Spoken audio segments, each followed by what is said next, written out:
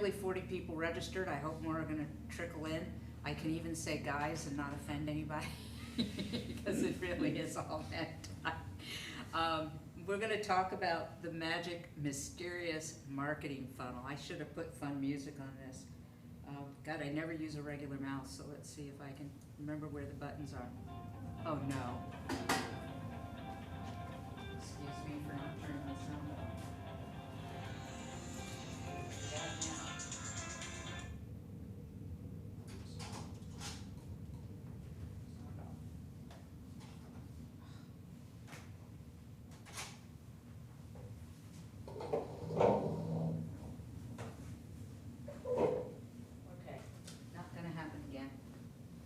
Good thing I'm the boss, I can't fire myself for that. So, actually I want to go back a slide, I must have clicked too many times. So I guess the first question, does everybody here know what a marketing funnel is? So, basically, we're just talking about the journey from when somebody might find you or is thinking about buying something until they get to the point where they actually make a purchase. It's called a lot of things. It's called a sales funnel, customer journey. Can you think of anything else that you've heard it dubbed? Customer life cycle.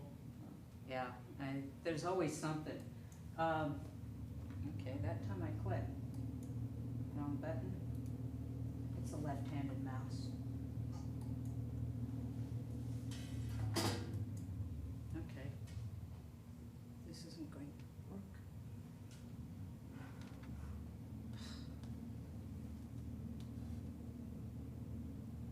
Current slide. Okay. Yeah, we should be able to click it and go to the next one. So what's kind of funny is just like there's a bunch of names for it, there's probably as many different versions of the funnel as there are people who talk about them. So I had fun looking this up. I probably could have posted 20 different versions. I will say that ultimately I don't think it really matters what you choose. You may need more steps if your sales process is detailed enough that you want to track people with a little more granularity. I could see this for big ticket items that require a demo or a salesperson. There's going to be more steps. But in general, for e-commerce, you're just looking at the basic ones: awareness, interest, consideration, buy, and then the after sale bonus, which is advocate. So the key steps to your funnel. So the first is you want to be found, and your goal for everything until you get to the bottom is to establish a connection so you can continue to market to and stay in the mind's eye of the prospect until they place a purchase. Once you've got them found and they're aware of you, you want to educate them and again create some desire for what you have to offer. Ultimately, this is all about the ka-ching. You want them to buy from you. And then once they've done that, the two bonuses are to encourage repeat purchase, increase your lifetime customer value, and get them to tell others. And the number 4 stuff is usually the highest return you'll see on your marketing efforts because they're already sold, or at least pre-sold. Even referrals come in nicer. So the top of the funnel, and if anybody wants to stop me, because I chatter away, please feel free. So it's awareness. And that's really, this is why some people break the funnel up. So the first thing that has to happen is somebody has to figure out that they actually want or need something. I mean, it's like food. You don't know you need a steak till you're hungry, and then all of a sudden you start to think about what you want. And then maybe you make a decision you want a steak. And then you have to figure out where you're going to get the steak and what kind of steak, and it gets complicated. But the way to start to approach people at this phase is you have to know your customer. This is a step every business owner should go through even before they launch, is to figure out who their customer is. There's a psychological principle that human beings make decisions and take action based on one of 2 things. They're either moving towards pleasure or moving away from pain. So if you don't know your customer, you don't know what will bring them joy and what their pain points are. To give you an idea of different products and how one might meet the joy versus the pain avoidance, pleasure. You know, can anybody think of a product that people buy Shirley because, sure. Ice cream. Oh yeah, that's a great idea. Yeah, nobody needs ice cream, they want ice cream. That's actually a great example. Coffee, it makes you feel good. Yeah, yeah. The first one that came to mind when I was preparing this was porn, and I don't even have to explain that. There's only one reason people pay for porn. So, and for pain avoidance, what kind of things would you think of there? Winter jacket. Doctors. Doctors. Doctors, great. Anybody else? Ibuprofen. Yeah. That's usually pain removal, but it's the same basic principle. How about a Band-Aid, the simple Band-Aid? It's not like it really cures anything, but you're avoiding infection by keeping the wound clean. And if any of you have ever had a toddler, when it doesn't matter if there's really a need for a Band-Aid, if they got a boo-boo, you gotta put a Band-Aid on it, and it stops the tears. It's kind of a magical experience. So the way you get to know your customer is to create a customer avatar, also known as a persona, and this is a fictitious person that would basically represent what you would call your target customer. And some businesses, in fact, it's really common to have more than one type of target customer, but you'll want to draft a persona for each, and this is everything from their demographic information. Are they male or female? Are they married or single? How old are they? Where do they live? What do they do for a living? What's their income bracket? And of course, you're looking for both what would motivate them. You're really looking for what would motivate them to take action, and you're looking for pain points and things, you know, obviously, if, you know, I got this client that's selling sports memorabilia. Part of his target is these are people who love sports, and then he can get more granular, and he can go, these guys follow the Cubs, and these guys follow the New Orleans Saints, and you know, it really helps because that influences everything you do with your business. It influences what you carry, it influences all your messaging, and it definitely influences where you should market and how you should market. Digital Marketer, another Austin-based company, has a great customer avatar worksheet. It's actually, the link is in the last slide, which I'll post later. So what works at this stage? Pretty much anything visual is a really good way to get somebody's attention and make them aware of your brand. So that's branding ads on an assortment of mediums. That could be video ads are really hot, and if they're done well, work really well. If you Facebook Live, this is something that's really popular, very underutilized at this point. It won't be underutilized forever.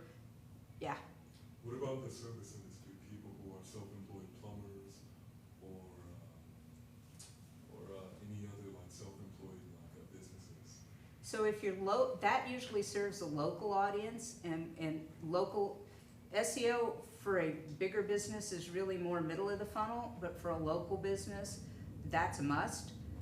The other thing, you absolutely could be running awareness ads, and you're a plumber. How about doing Facebook Live where you talk about different ways to handle minor fixes without having to call a plumber, which are the ones they don't want to do anyway because there's no money in them. So, you know, I taught my kids how to unclog the kitchen sink and how to pull the hair out of the bathtub drains. Really basic skills, but it saves them a ton of money, and the plumber doesn't really want those jobs. They want the things they can make a ton of money on. That could even be YouTube videos. It could be how-to articles on their website, and also in places like WikiHow, if that article doesn't already exist, because WikiHow is getting harder to penetrate. So there's a lot of things you can do there. One some people don't really think about is newsjacking. Anybody know what newsjacking is? So that's when you take a big story that's hot and you chase it, you follow it. And you do it hoping to pick up and share some of that viral nature of the news story. One example was, I think it was about a year ago, there was a realtor in Southern California whose videos went viral because he was doing the floss as he was giving tours to houses, and it was really kind of amusing. There's now a bunch of them that, you know, it's like you come up with a good idea, 10 people have to follow it, but you can Google the floss dancing realtor. Years ago I worked for a recipe site, and somebody had posted one of these challenges. The idea was, you know, could you feed somebody a nutritious diet on the average food stamps allotment per person, which is $27. And I know a lot of chefs tried, I'm not sure anybody succeeded, but I definitely wanted to try to piggyback on it. Had we pulled it off, there would have been content everywhere, and I would have done a press release hoping, and then sent it out to the media hoping to get some free TV and radio coverage. Unfortunately, in an agile environment, getting everybody to stop and drop things to produce something today is challenging. So that didn't happen. Your goals here, influencer marketing could also be considered branding. And that's really just getting somebody who does videos or social media or blogging to talk about you. Some of that's paid, some of it's not. There's a whole art and science to doing it and doing it well. Your whole goal here is to gather, you want them to connect to you. You want them to like your social media properties or follow you. You want their email. The email is gold. If you have to come up with some lead magnets, does everybody here know what a lead magnet is? So a lead magnet is something you're usually giving it away for free that gets their email. I mean, really, that's the goal. So in some cases, it's an e-booklet or a pamphlet.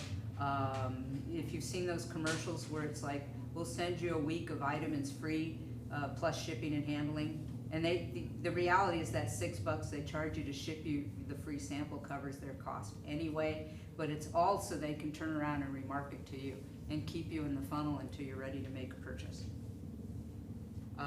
One of the things that's really important to know here, especially when it comes to paying for ads, is that it's very hard in many cases to track a direct return on investment for branding efforts.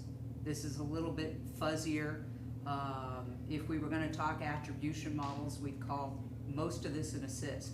Once in a while you'll get a direct sale at this juncture. Somebody is just that ready, or you catch somebody in the buy mode with an awareness campaign, but generally that's not what's happening here. So and this is really tough with clients sometimes, is they're like going, but I just dropped $5,000, where's my return?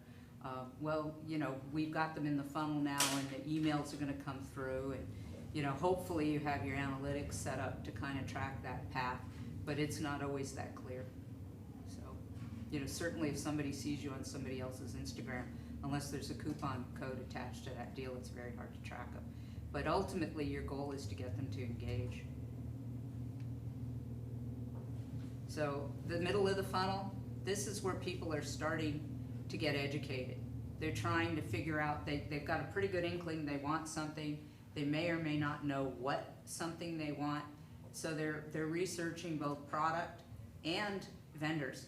So, you know, if they're beginning to think, you know, if you want a Nike sneaker, how many different, you know, places can you buy that sneaker?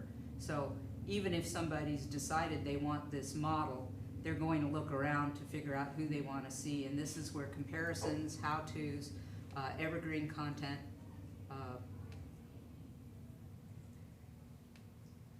you know, there's quite a bit of stuff. This is where SEO, all that written content you've got, usually pulls in people in the consideration phase. I mean, every store owner out there is hoping that their product pages rank 1 through 3, but that's very hard to do unless you know you have an exclusive item, or you've built an enormous amount of authority. Trust me, if the evergreen content on your site is pulling well, that absolutely helps your products. But it's really your written articles and things that draw in search engine things, and this is also typically where referral traffic comes in, because somebody has said to their buddy, I'm looking at cars, you know, should I get a Hyundai or a Kia? And you know, their friends go, well, I really love my Kia Soul, and this is the guy I bought it from, and that, you know, they're halfway to the process. It's just a matter, if you get somebody in at this point, of moving them further down the funnel. So the goal here is really to build some trust in your company and a cement desire for the product.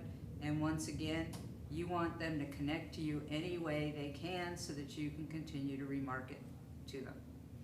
And even a website visit is something that can be retargeted. So that's your goal here. Even on Facebook, you can actually run ads to people who visited your page or interacted with a prior ad. There's quite a bit of that. So, you know, obviously the buy is the holy grail. You know, that's why you do any of this, is to get somebody to buy it. So this is search advertising. Ads play in very heavily to people in the final stages. If they're new to you, your cart abandonment, your browse abandonment emails help drive people back to make this decision.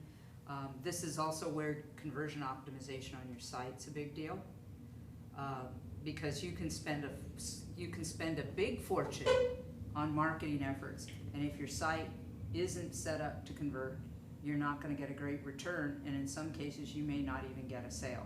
So you're really looking here for a smooth interaction. You want just a great customer experience. Product descriptions, we talked about that a few months ago.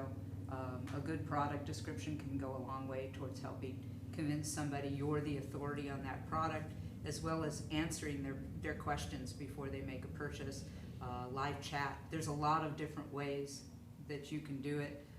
Fear of missing out, this is a big one. Just use it appropriately. You can put all kinds of blings and timers and things, and I think that serves to distract most customers. But if you really only have 2 left, or if the sale really ends in 12 hours, that's pretty good information to put out there.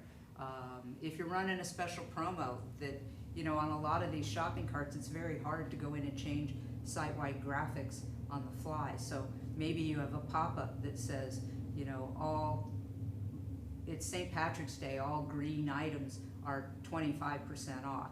You know, run it with a pop-up. That's super easy to do with apps like Just Uno. If you run an ad that says 25% off of all green items, make sure when they hit your site that offer is right there in their face, so they know they've hit the right place. Years ago, I was shopping on Macy's, and I clicked on a Google ad that said, buy in online, return in store. And that was when this was very new. That's no longer rare, but it was at the time. So I clicked through to the bathing suits, and I could not find anywhere on this store, all the way to the checkout page, a single word that confirmed that policy was true. I didn't buy. Because the scent was lost. So these and making sure your site is trustworthy are really key to improving the number of people who come to your site at this point who actually make a purchase. And obviously, goal is to get the sale. So now you've done that, you could be done, but if you don't take advantage of step 4, you're leaving money on the table. Because the actions that you undertake post-sale deliver the best return on investment. This is your cheapest marketing. So how do you do it? Well, first of all, you better start by making your customers really happy. Customer experience is everything. Nobody goes back when they feel they've been treated poorly or gotten garbage product. Again, transactions should run smooth. Set your expectations. Tell people when they're going to expect their product. Have a friendly return policy. Answer their questions promptly. You know, the advent of the bot has got a lot of business owners thinking they could put up what looks like a live chat window and not man it. And I can tell you right now, that frustrates me. It frustrates me a lot, and a lot of times I leave, because if I have a question that gets me to move to chat, I want an answer now. And people are more likely to do that than pick up the phone. And quite frankly, from a management standpoint, you can run 6 chats at once with one person. You cannot run 6 phone calls at the same time. So you'd rather your customers reach out through chat than through the phone. get them to buy again. Well, if they had a great experience, they're more inclined. Loyalty programs. Those are those little rewards programs you see every place. You buy more, you get coupons, usually some kind of a discount coupon. Yeah. Yeah, it's funny that you mentioned this. I've actually seen this in my own business where I would follow up with clients 3-6 months afterwards, and they, because of the relationship that's built, they'll give me referrals. Yes. Because, Ask for the referral. yeah, A lot of, I was in the insurance business. People are afraid to ask for the referral. yeah. It's difficult. You might be able to set up an email automation so that you follow up with your customers afterwards, asking how things are going, maybe giving them hints to prevent future problems, and just kind of keep yourself useful so the next time they need a plumber, they turn around and they go, oh yeah, what's your name? That's it. Tim? Yeah, Tim, I've got the perfect plumber for you. Instead of going, who was that guy I used last year? Seriously. Yeah, it happens so many times. And even in my industry, when you don't follow up with your clients and you don't keep an active line of communication, you'll always lose Right. money on the table. And don't forget to ask them to review you on Google and Yelp. Yeah, of course. You can actually create little links you send out in the email that'll take them right there. So, and yeah, the other thing is you want them to refer their friends, which we were just talking about. Typically online, your referral and loyalty programs are linked. And then, in some cases, an affiliate program, which is a little bit different, can work. Affiliate programs are not inexpensive to run though. So the goal is to get them to do the work for you. Little comment on keywords. So keywords are something you're going to use for both your search engine optimization. I use it in site navigation planning and for your ads. But it's real easy to say I want to rank for all these terms, but as you start to narrow your list to what keywords are most likely to drive the right audience, you also need to look at them for intent. So is this keyword, for example, what is the best widget? Is a consideration phrase, stage, keyword. So if you're going to place ads for keywords that are not at the buy level, or even at branding, you want to gauge your budget and price accordingly. You wouldn't want a $10 a click keyword at the awareness or the considerations point. Those would be something you would reserve for the buy set stage, and even then, only if you can actually convert enough for that to be profitable. So you'll save a ton of money on AdWords if you really look towards buyer intent as you choose the phrases that you bid on. And obviously, you're also, if you're trying to rank for keywords in the consideration phase, you want to look at those phrases. A lot of those are questions. And with voice search, everything I do, I voice search on my phone. I don't ever type anything. I have the Alexa. This has become really cool to just walk by and ask Alexa to find something for me.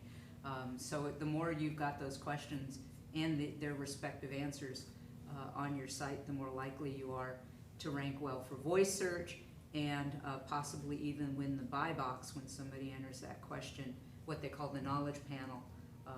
It's a buy box on Amazon, but on Google, those little snippets that answer your questions, those are holy grail.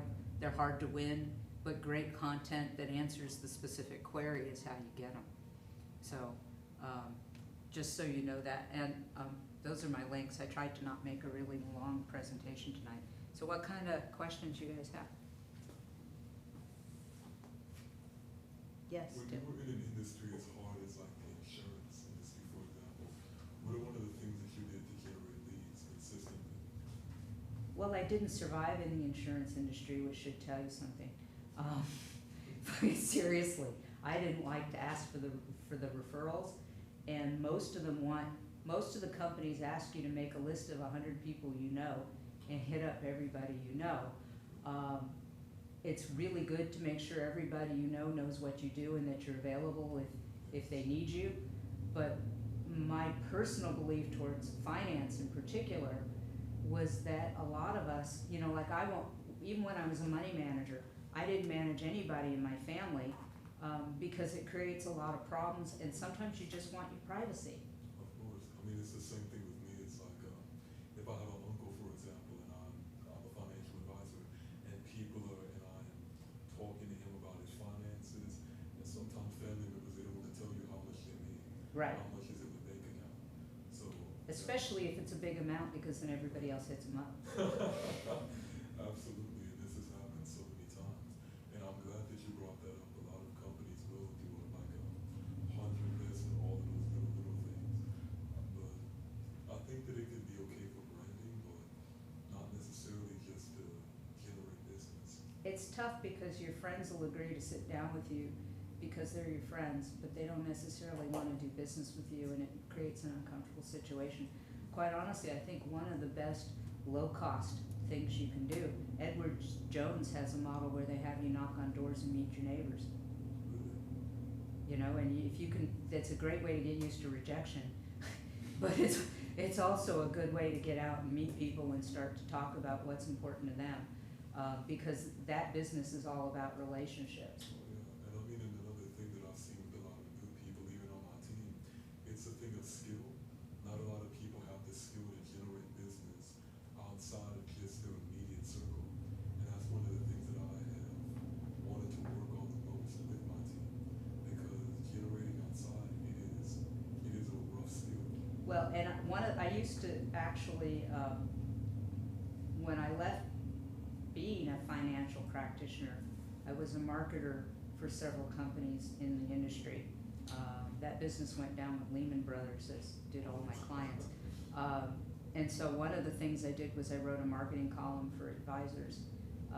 And one of the, you know, if there's a tendency to serve dinners, and I know there's at least a couple guys or gals, I'm not sure which, that are doing meals at Estancia, you know, which is like fogo de chao. It's really expensive. That, and the people I know who go to it regularly will never use that advisor. They're just going for the free meal. So, you know, it's like if you keep it down to cookies and coffee, one of the reasons we stopped serving food, although we do it at some of our meetings, is because it was drawing people for the food and not people who are interested in the topics. And that was advice I got from somebody else. So I apologize for no beer. No, but I mean, I've seen it before. I had a buddy of mine in a brokerage firm, I think in California. Mhm. He was spending $20,000 a month just to get high-end clients, and that was extremely backbreaking. Now he made 40 a month, but he was going crazy just to get high-income clientele, which I never recommend. Well, hopefully it will snowball, but spending 20 to get 40 is really high. Hi, welcome. So, you know, but now if you were spending 20 and getting 100 grand, and that, you know, the residuals start to add up, Oh, yeah. that might actually be worth it. Oh, yeah. You know, because the top salesmen are making it on residuals in that industry. So, or investment advisors as a percentage, presuming they're any good and they're growing your portfolio, their income goes up with you. I missed the first part, but was it predominantly for online marketing or online sold products, this presentation that you had? This Well, I'll tell you, even if you're not, as Tim pointed out, and he's clearly not selling products, even offline, there's a funnel. If you own a store up the street, you still have the same questions. Who's your customer?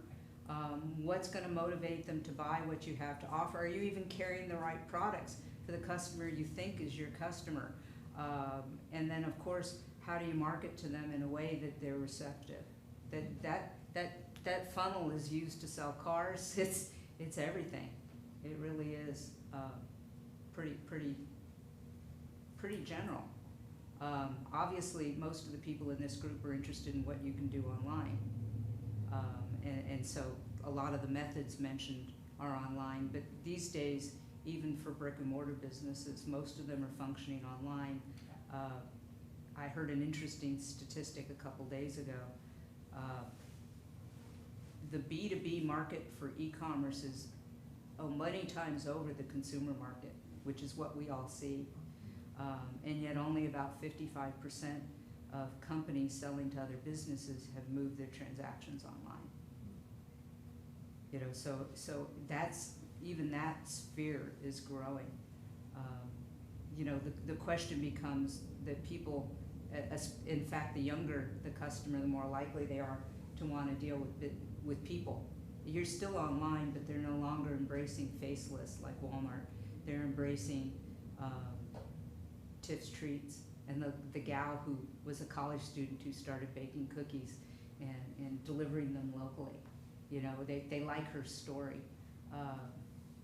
You know, so you have to figure out how you convey a reason for somebody to do business with you, because it's rare that whatever you're doing isn't something somebody else is doing. And so unless you can prove you do it better, you have to earn their trust and their loyalty. It's like the Nike sneaker. How many, I mean, I can't even fathom how many different places you can buy the same shoe. So short of shopping on price, how do you win over that buyer? Question? You keep looking like you want to ask. I don't buy I it. feel like I do. Yeah, okay. Kind of figuring out what I gotta do with this information now. Anybody else questions? You came in late, you missed most of the presentation. The slide will still get posted. What did you come to learn? Maybe I can help you. Okay, I'm working with a very interesting woman. She's a chainsaw artist and a YouTube personality here in Austin. Very cool. I know, right? Yeah. You know her, huh? Really No, but I want to. Very This sounds easy. fucking amazing. It's the only person in the room that has 12 chainsaws. So it's an interesting situation because she has over 400,000 followers between all of her social media channels, but a lot of them are crossing over from her prior work in her prior field where she was heavily involved in Rooster Teeth. Which Okay. is okay. Mhm. And so a lot of that following followed her from Rooster Teeth over to what she started doing around 8 years ago with the chainsaw and whatnot. And she doesn't want to do gaming and games, but a majority of her, Her people are still only there? well, a majority of that demographic, like her Instagram customer, the attributes on there is 18 to 25 and primarily male. And so we're looking at her e-commerce store. The reason I'm here is I wanted to really optimize her e-commerce store. Her biggest strength as a company is her following, and she's never really monetized that. She doesn't want to be doing, she wants to be able to focus on projects that she wants to focus on, which is kind of tough. It's impossible to scale something as an artist unless you do, you pull Picasso where you've got an entire town making it, and then you just do the last bits and autograph it, and it's, Yeah. or sign it, and it's done. What she's doing is tough to teach and not something that can really be outsourced. What can be done is creating lots of different, something called a rough out, where somebody Mhm. does like a real rough outline of the sculpture. And that speeds her up a little bit. Yeah, but even then, it's a little bit tricky. Sorry, that's a mush. I'm trying to get clarity on what should be on that website. What should be on her e-commerce store? Because I think sourcing it isn't gonna be a problem, making it isn't gonna be a problem. I'm kind of caught a little bit in that I don't know, because she doesn't wanna cater to the existing customer that she has. So- Well, I mean, the reality is they're followers, but most of them are not gonna have the money to buy. There are probably people who would buy it if they could afford it, but if they can't afford it, and I gotta assume something that handmade is not inexpensive, Yeah, nor should it be. So I would, number one, operate under the principle that most of them are going to drop off when they see she's not posting the content they're interested in. which is what started to happen. Right, so that should just kind of atrophy naturally. The other thing is, while her audience will probably age up, don't assume there aren't people with good money in their 20s. I had a very expensive dinner one night in Chicago by myself, and as I'm sitting looking around in the restaurant, I'm seeing a lot of people in their 20s who are spending, upwards of $200 on dinner. And I was thinking, where did these people get that kind of money? And then I remembered what I was like at that age, and my husband and I were making very good money, and prior to having children did that routinely. And quite honestly, especially young men will do whatever they have to get to the gold. So You know, I had to put aside my assumption that only people over 35 would spend $200 on dinner because it was erroneous. So you kind of have to feel what's doing. As far as what should she have on her site, this is absolutely a story. I mean, I see a homepage where there's, and never default with the sound on. And I'm not sure on the homepage she even needs sound, but you know, where you normally have a hero banner, I see something beautiful, maybe even with the jagged edges that you'd see off of somebody that's on, and I'm just brainstorming here. And then a kind of a cool video of her in action, and you know, and maybe even it's just to kind of get an instant feel for what she's doing, and that it's all handmade and personal, which is huge, because those are the attributes. Somebody has to like the art, but ultimately its uniqueness is one of its primary values. And then in your site needs to tell a story, the story about why this is a passion, how she connects to each piece. Some of it may be a little bit flowery, and FYI, that's probably either built on WordPress or you could build it on BigCommerce, but you won't be able to build that on Shopify with the kind of rich content. And she should have lots of videos. In terms of written content, she could talk about the process. She could talk a little bit about how-tos, because it is so hard to duplicate. I wouldn't be afraid of giving away secrets on how things are made, because it doesn't mean they can do it. But I'm not even sure if she builds a reputation under her name, that's going to ultimately be her strongest reputation. So she just needs to be on all the visual mediums, and it sounds like she already is. She just needs to shift that. And I don't even think I would run ads. Does Instagram have anything like a Facebook Insights? On that, can you actually see what, other than demographics, what kind of things her fans are into? And if her fans is kind of transitioning over from an old base to a new base, you can look at which are the aspiration kind of artists that you want her fan base to look like. So if there are other similar artists in the area, then you can kind of poke around and see if you can find any intelligence on what their fans look like. Okay, so it's really good. Actually, I completely missed that. That was a really good point. You can actually go on Facebook, and I would run low-cost branding videos and target the audiences of artists that would, you know, not necessarily competition, but Yeah. you could even test that. I would just test it as a separate audience. And you could even do lookalikes to somebody else's audience. Okay. Just when you do create those audiences, do each one as a separate campaign so you can figure out what works. Okay. If you muddle too many options into one place, it's hard to know what's working and what isn't. Okay. Yeah. I'm having problems marketing highly regulated set Oh, of yes. products. It's Fun. it's tobacco, Puerto Rican moonshine and coffee. So it's all kind of like adult things that are difficult to ship. They're all based in Puerto Rico, and like we can't run like pay-per-click ads on Google. It's like very regulated campaigns that we can do. Even in like Facebook local, I'm worried about like how we structure those ads. I don't think Facebook is, none of the social media platforms, I have several clients with restricted products. None of them are gonna, none of the advertising platforms are gonna take it. Yeah. Even the big content networks, which theoretically should, because they can target sites where the site owner would be cool, aren't gonna, the only way you're gonna run an ad is a direct placement, and those are stupid expensive. To me, making a $10,000 or $20,000 bet on one site for a branding ad, that's just not something smaller businesses do. Because the odds are you're not gonna make any money on it. You have to get people to talk about your brand, build it as a lifestyle. Instagram is useful, really useful. Pinterest, people keep thinking there's no men on Pinterest. I've got a client who sells karambits, they're Indonesian knives, and Pinterest generates more revenue without any paid advertising for him than any other social, in fact, than all the other social channels Really? combined. So there are men on Pinterest. You can also look for your alcohol, what kind of lifestyle keywords you could potentially buy as proxies. Yeah, So, what kind of lifestyle they have that is not alcohol. Maybe they're high rollers, maybe they're expensive vacationers, and kind of thing. So, you can Yeah. actually use those kind of proxies. Yeah, it would. Did you say coffee also? Coffee.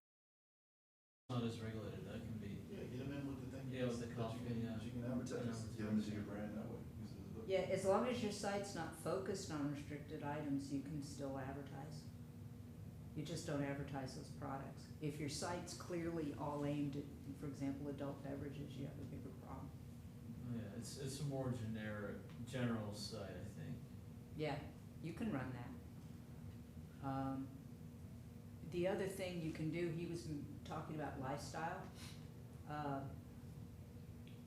You can find other companies and partner with their email list, or you don't get their list, but they'll run a promotion for you in theirs. So, and that can help expand your audience. Run contests on social media. You can also possibly find micro-influencers who can actually probably pitch the product for their followers, maybe cheaper enough. Influencers, Micro-influencers, Yeah. I'm saying The you little always ones. don't go for the major people. So. yeah. Yeah, an army of micro-influencers often does better than the big ones. Okay. Maybe you could partner up with a food blogger and as an influencer, because your products complement what they're already pushing. Yeah, some kind of fine dining influencers or something, yeah. Yeah. Run promotions with the restaurants that buy your stuff. I don't know. Sometimes you just have to think outside the box. Or even things like realtors have, like you sell coffee, for example. You can, how do I say, they always do open houses. You can sponsor that. Because people will drink the coffee naturally, they can like the brand. And those are usually hiring people. So, that's one way. Yeah, make sure you have a card with a coupon code next to the coffee Yeah. they're sampling. Going off of what he said earlier with micro-influencers, if you wanna cover the cost on that, you could offer them a discount so that they're paying 40% off. Then you're actually covering the cost, you're getting advertising, right? Right. It gets people over to your site, and if you're hitting the correct micro-influencer is just anyone under 10,000 followers, which is great, because those typically tend to have higher, Engagement. higher engagement Yeah. anyway, which is what you want, right? Right. So then they're buying it from you, you're not out of pocket, they're gonna give the 20% coupon code, right? Give them a 20% coupon code to their customers, 20% commission on every sale that they make, right? Yeah. And then they're directing traffic to your website, and boom. Right, they're more motivated, yeah. Exactly, well, okay, great, so you're not making let's say you're not making a ton of money on that, but the purpose of it is advertising. Yeah, and for people's awareness, ads. yeah, that's. Yeah, and then once you've got your dude on your website, he buys coffee, well, he's also gonna buy your super nifty whatever else, you know. And more importantly, you've captured their information now, so you can continue to add them to your other marketing campaigns, retarget to them, email, all kinds of fun stuff. That data is what you need. Well, you need the Yeah. sales, but once you have the data. So, before we disband, since this one's running fairly short, and I'm actually a volunteer at Fantastic Fest, so I have a next stop. Anybody wanna do introductions? I'll start. Cool.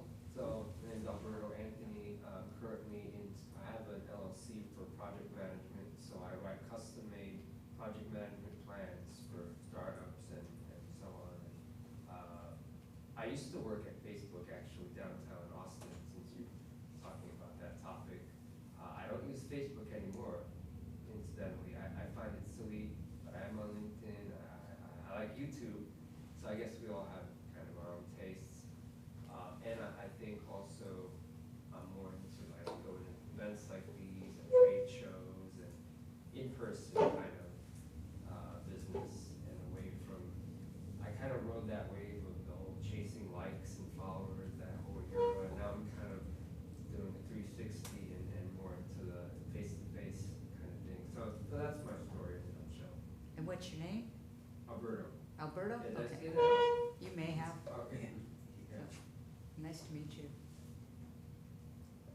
my name's Sean McIntosh. I work for a tea company called Ahmad Tea. It's based in England, but we have a team here in the U.S. and I manage marketing and e-commerce for the U.S.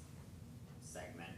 And so I work on a lot of these funnels that you brought up. One thing that I want to check out is the avatar worksheet, because I do think deciding exactly who the customer is can be.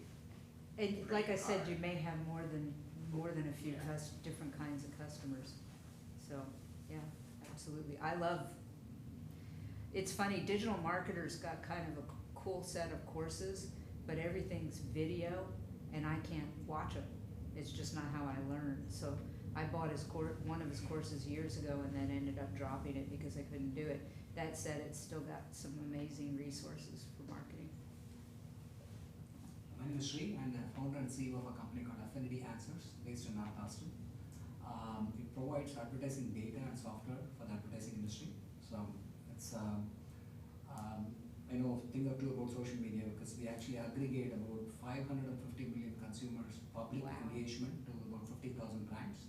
So we do essentially a machine learning model that, like a Netflix recommender, learns what people are into. If people are into X, they are also into Y. So it's used to predict essentially anybody's preference for a particular brand. Will they be likely be interested in the brand or Oh not? man, that stuff's so cool. Yeah. So thank you. Yeah, that's business. We are partnered with various distribution channels. Oracle is one of our top channel partners. So Oracle has like about 6 billion cookies and mobile IDs that they actually trade between Wow. advertisers and agencies. So we score all of the 6 billion for consumer preference on what each of the 6 billion is likely to be into, other than whatever Oracle knows about those people. So yeah. So my main interest was I'm here for recruiting people. So I'm actually looking to grow the business and I'm looking for a marketing people. So if Cool. anybody's interested, they can talk to me afterwards. So. It's cool. The last month, we had a gentleman talking about programmatic advertising, which feeds right into the data that you're accumulating. And they're actually getting to the point where even the ads you're seeing on your cable programs are being targeted to you based on your footprint that you leave everywhere. If you're worried about covering up the little camera on your monitor, there is no privacy anymore. And of course, at this age, I figure if they're dumb enough to look at me naked, they get what they deserve. So.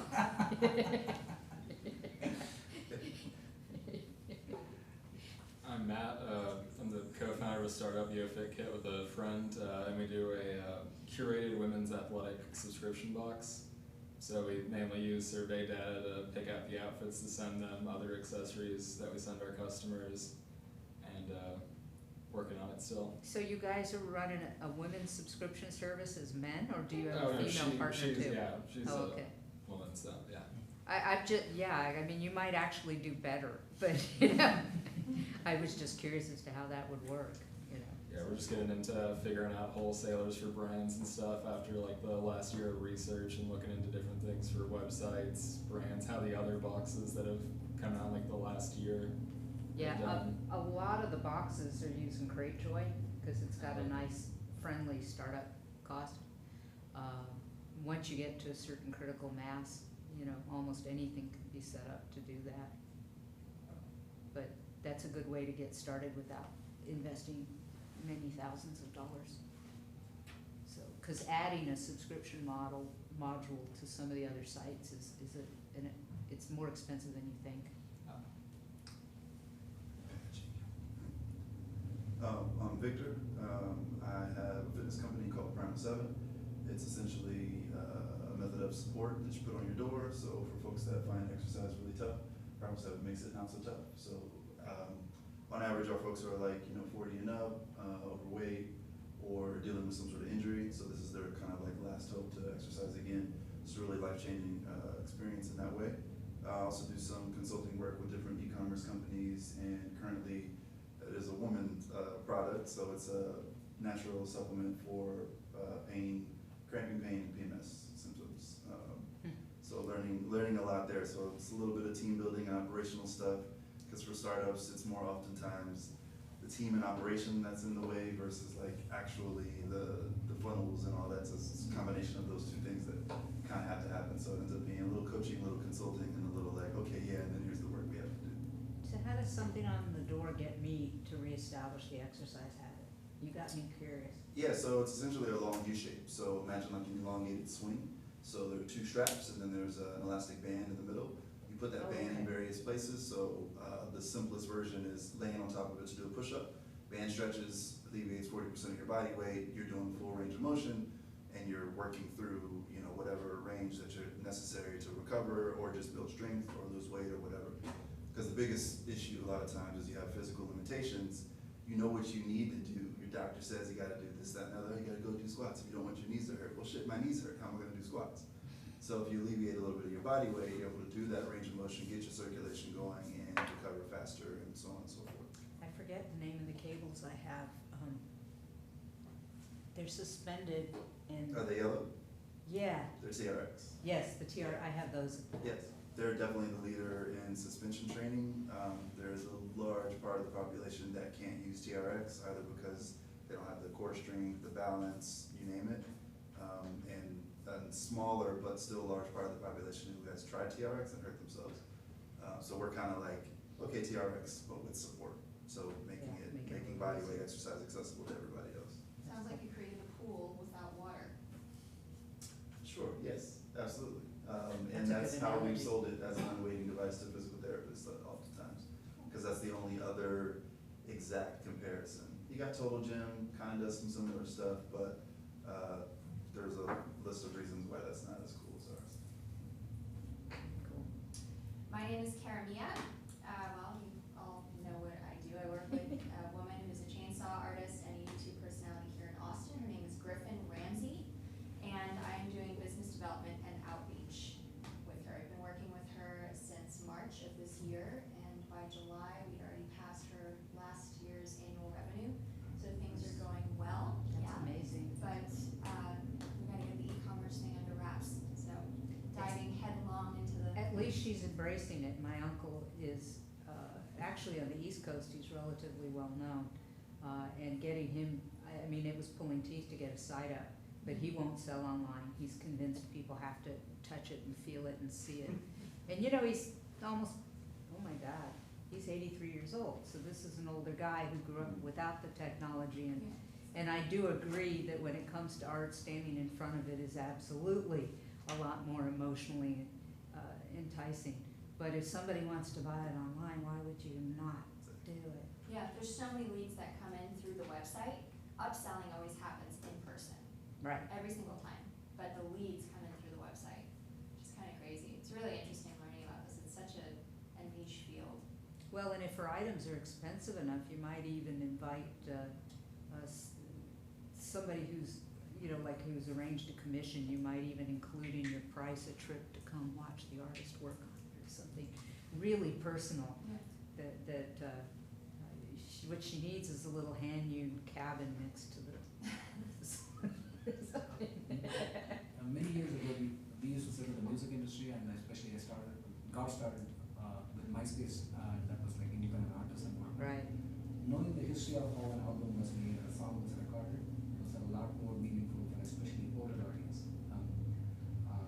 Then they could attach kind of okay, I'm not just hearing this song, I'm seeing what went into this, kind of building the song. That can be helpful on behind the scenes and what motivated her to build this art. Yeah, we're actually, it's interesting, I helped her develop her sales process, and one of the things that we added was a sketch, and it's built into the quote, but it's a sketch of the product.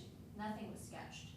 She would just have a conversation and then go and carve, which is great. It's effective time-wise sometimes, but then other times it's, you know, if they wanna change or if they wanna, you know, it's much easier going off of a sketch. And then it serves as like a memento, and they get to be part of the process. Very often the client wants it, you know, framing and hanging it, so.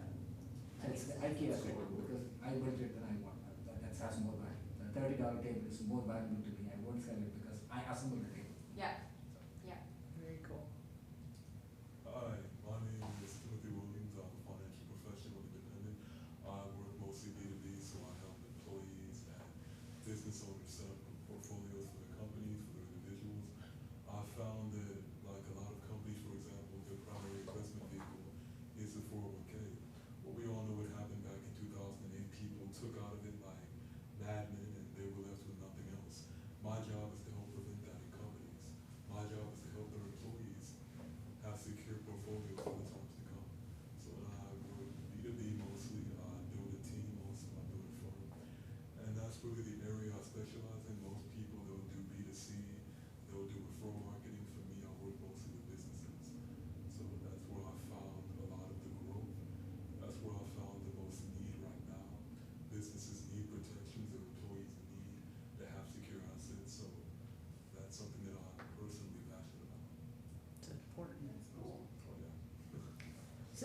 So the companies are allowing you to do education for their people on how to, on their 401Ks, because back in my day, there was so much liability in that, they wouldn't let you do it.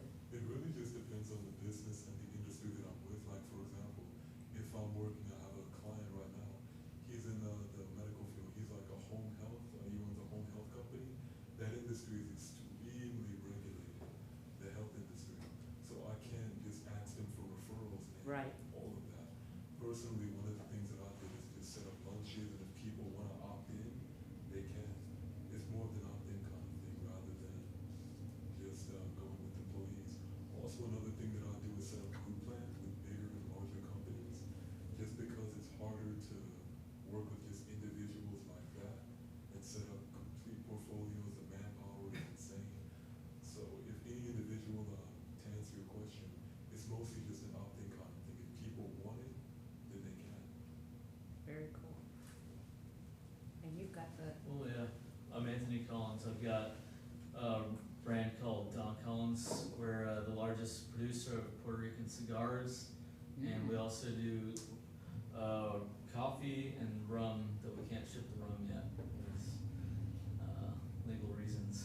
So, but yeah, we ship.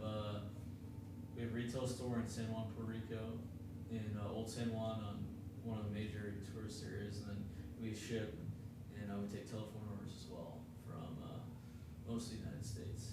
I'm curious, when you sell alcohol online, how are you verifying? No, that we're there not is- selling alcohol online. We only sell Oh, alcohol were you- in store and to retail. Oh, okay. I'm just wondering how these stores that do this. But we do have can to prove verify age. anyway for the tobacco. Yeah. So we pay an e-verification company to do that, and they charge us like 25 or some. Do you verify that person's the person at the door? At the door? No, like, It's no, online, we right? don't. They're shipping online, right? So they're Yeah, we're verifying shipping online and online, shipping yeah, online. we're verifying online and shipping online. Well, yeah, I mean, back in the Stone Age, when I'd ordered Webvan to deliver my groceries in California, if there was any alcohol in the delivery, that somebody over 21 had to be present. No, there's They no, wouldn't we leave it. don't ship alcohol though. Uh, It sounded like you were thinking of doing it, If we can, we Yeah. will, but we're not right now, not yet, yeah. so. And I'm Lori Appleman. I actually own this meetup, although I have several people who help lead it. I am nearly 20 years in online marketing. I've been in e-commerce specifically since 2003, mostly in startups, although some of these companies have been $300 million companies at some point, either before or after me or during.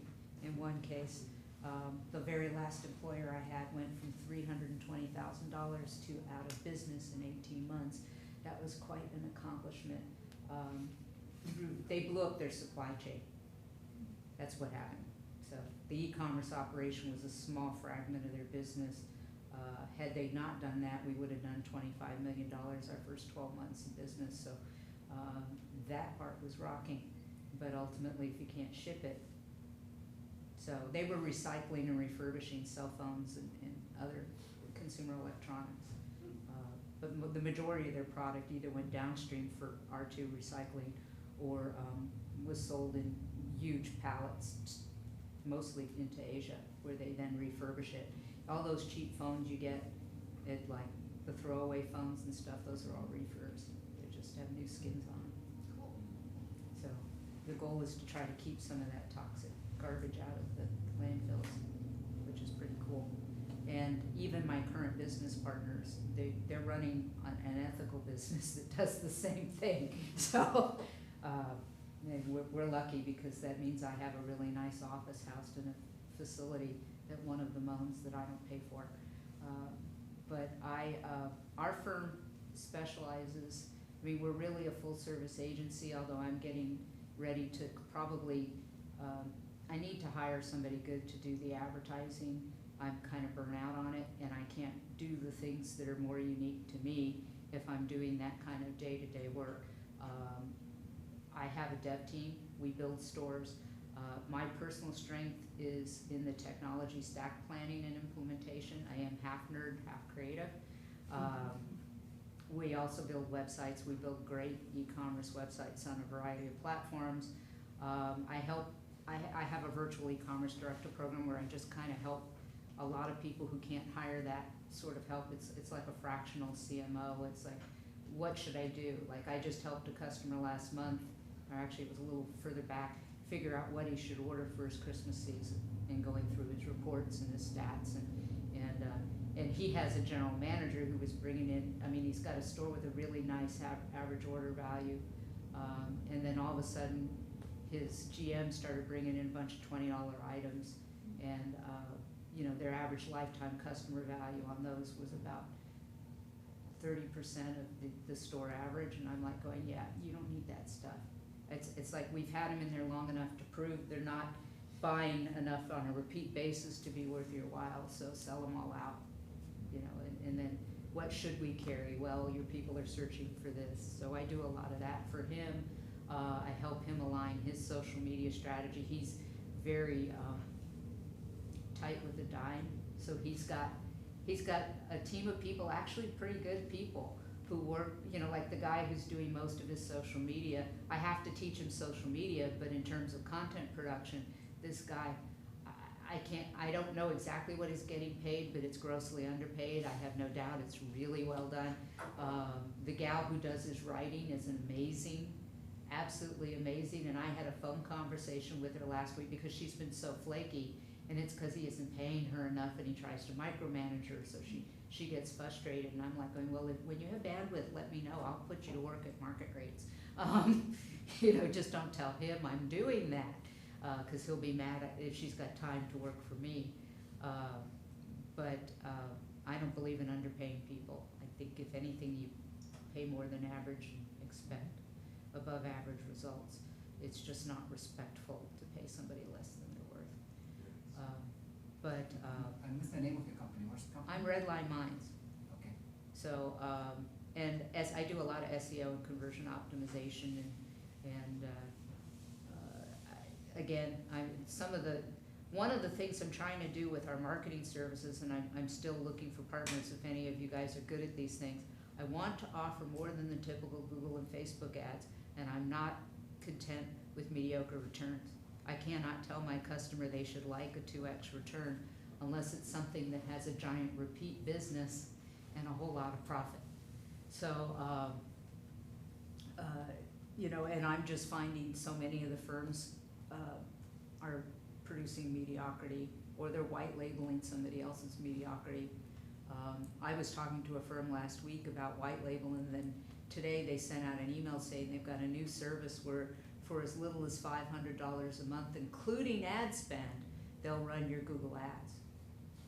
And I'm just going, why would you even try to do that? Because they're never going to be, I mean, there are very few people who would clear anything that resembles a profit off of $500 that includes management and spend. Even a $500 spend, there are exceptions. There are some people that would work for, but it's a pretty small minority. You know, you're just not going to gain any traction. And we stopped taking customers below a threshold for advertising because I want people to come away thinking we made them money. Yeah, and to that point, you need a certain number, these platforms need a certain number of clicks to get enough data points, I think you mentioned it, to be able to target properly. Right. Okay, otherwise, if you're getting 2 or 3 clicks, that's not, there's no data points there to use. And that's how their algorithms work on the back end, pretty much. Right, even Data points. the smart ads, if you don't have enough on them to gain some traffic, they never optimize. And those smart ads sometimes work like a champ. Another topic. But, so yeah, I'm trying to find people that do things that are unusual. I have a gal we work with on social media, a little bit on the pricier end of the scale, worth every flipping dime. She and her husband are absolutely rock stars. I won't even claim to be as good as they are. I've got a guy who does messenger marketing, which is kind of new, bots. We're going to bring him back in, October, next month. Speaker is John Vyshensky, who does that. We did him up north, and you know, decided to bring him central. So that's going to be a good. his first presentation was awesome. Come out and meet John. Last week we talked about programmatic, which most small vendors don't even realize may be open to them. You know, it's just a matter of, but the guy who spoke doesn't handle small clients, so I need to find somebody. I don't have the bandwidth to learn how to do it. Initially, I was gonna do it for free to learn it, but I don't like losing money. That comes out of being in finance. The reason the number one reason, because I started out as a planner, ended up as a stockbroker, did pretty well. But the minute a deal blew up in my face and you can be really good.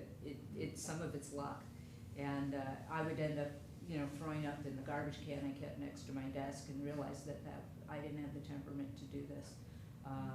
So I don't like losing money. I don't care if it's my money or your money. I'm not real happy with it. So it's just really hard to take on something that poses a risk to somebody else. Although, in this case, if we had decided to do it, he would have been well aware of the fact that I was gambling on his dime. Yeah. I mean, it's the same with me. That's why I don't deal in a lot of securities business, not as much as I would, because honestly, if we don't have the assets Right. to really get into that type of business, and there is no need why you should put, you know, 40-year-olds with kids into IRAs all the time. If they know that they can't really balance that, it is insane what I see with a lot of advisors. And, you know, a lot of them just don't have access to anything else. That is the one thing that I see. I was an independent. I had access to everything. Oh, really? Oh, okay. So Yeah. you work with multiple different companies? Okay. Yeah, a lot of them that I've seen, like, for example, with New York Life, captive completely. Mhm. And that is something that's honestly a shame. Yeah. No, even with Guardian, I had access to everything. Okay. There was some restrictions, but in general, you could carry anything as long as you met your quotas with Guardian. I just don't like quotas. I mean, it's the same with me. No, well, and it's exactly correct.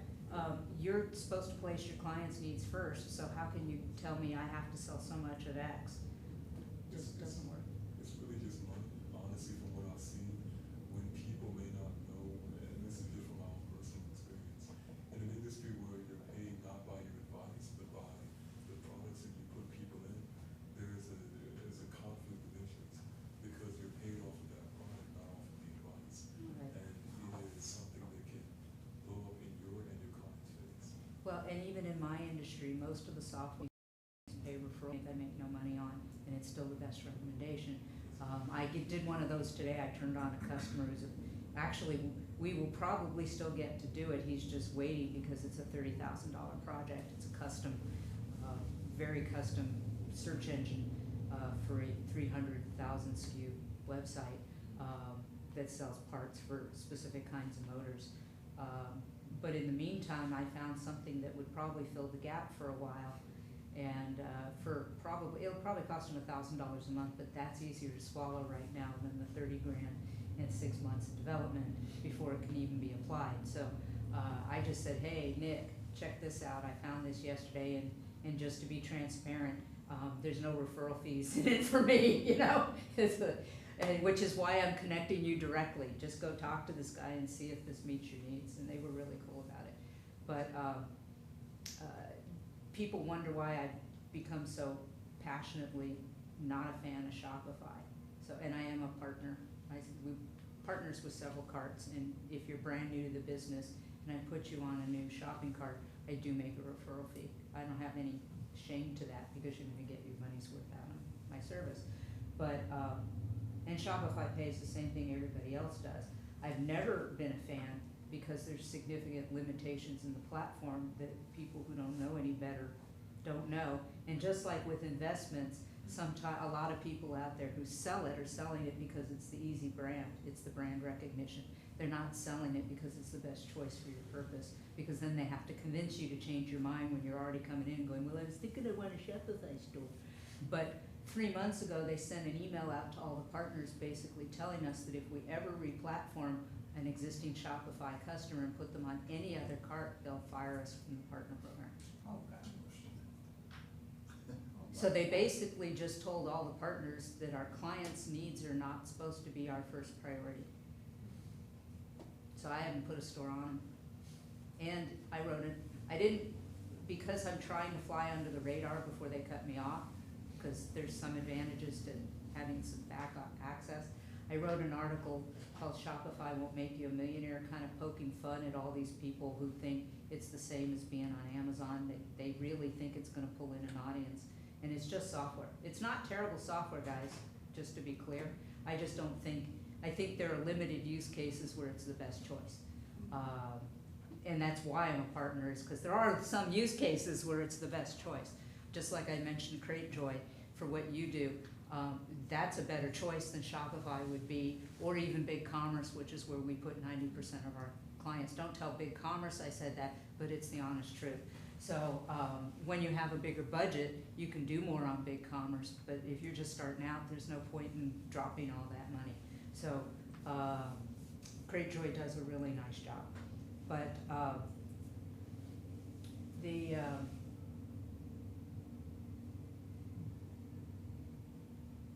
I rank number 6 for the word Shopify. I have one article and a logo on my site. Through all the mysterious SEO gods, I do promote my content. I don't pay to, well, I do pay, but I don't pay for ads. I use a couple of, and I can tell you these secrets. So I use a couple of cool services to distribute my content. They don't work in every niche.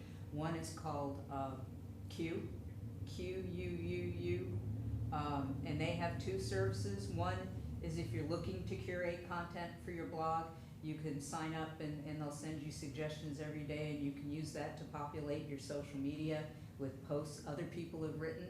Of course, anybody who does social media marketing will tell you that you're sending people to somebody else's site. But if you're trying to get something going and build a following, sometimes, I mean, I did that in the early days too, because I was just too busy running the business to create a lot of original content. Now I'm on the other end of it, where I'm providing the content that other people are sharing for me. And that, I pay $40 a month, and it's been worth every dime. I think I started with a Sumo. Some of you were here earlier when I mentioned Noah Kagan. He owns sumo.com, and it's a software program, but they also have the app Sumo, and he gets all these really incredible deals. Usually they're early entry software companies that want to compete against the big guys, but you can get some really powerful tools, and most of the time it's $49 for a lifetime membership. Which brings me to the second program I'm using and loving, and they're gonna get me to go pro because I'm gonna start using it with clients, called Missing Letter. And the last E is missing. This, every time I publish a blog post, it automatically makes suggestions for, it's connected to all my social media accounts and my Medium account, and then I go in there and I basically tweak with it, and over a year's time at specific intervals, it will repost my content framed a little bit differently on all these social media channels. I've been using that for less than 60 days and have already gotten more than 1,000 clicks, and that's off of my own social channels. So these are really inexpensive tools that help get my word out, because I have never paid for an ad. I'm just really present on social media in the right places. I like what you're doing. I'm actually starting to do something similar. For me, I would never advertise on social media. I just put content, and it's things around my industry. If there's an article on the Wall Street Journal that I really like, I'll write a few things about it, see what people say. But I'm really big on content. If you want to build a following on Facebook, find appropriate Facebook groups, Yes. but be careful that you obey their rules about self-promotion. Most of the time, you can self-promote if somebody asks for it, but you can't go in there and put a blatant ad up.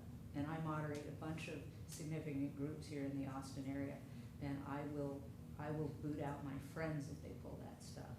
So, because it hurts the group participation if they're nothing but advertising forums. Oh yeah, and a lot of people just don't like to see it. That's the thing that I found. Not a lot of likes, not a lot of anything, just people caring about them. Right. So I mean, if you're posting content, if you're at least trying to get people engaged into what's going on in the world, then it brings a lot more return. Absolutely. Yeah, you're spot on. Quora, Reddit. Oh yeah, Quora, that's my favorite. That is my most active space.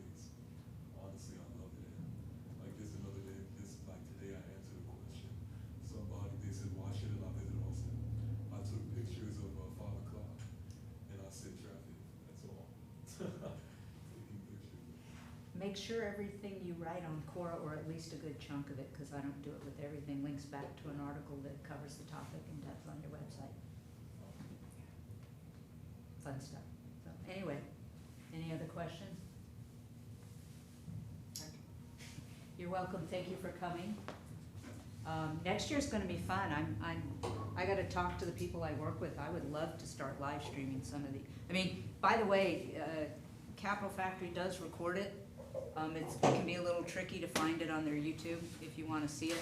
But I'm thinking it would be really neat to do some Facebook live streams. So we'll see. That way, I also moderate some national groups too, so I can start to bring more people into the fold and answer questions, which I think would be really fun. And an artist doing an Ask Me Anything is often a lot of fun. She just has to fend off all those rooster teeth. Go ahead, pick up a card from here. Yeah.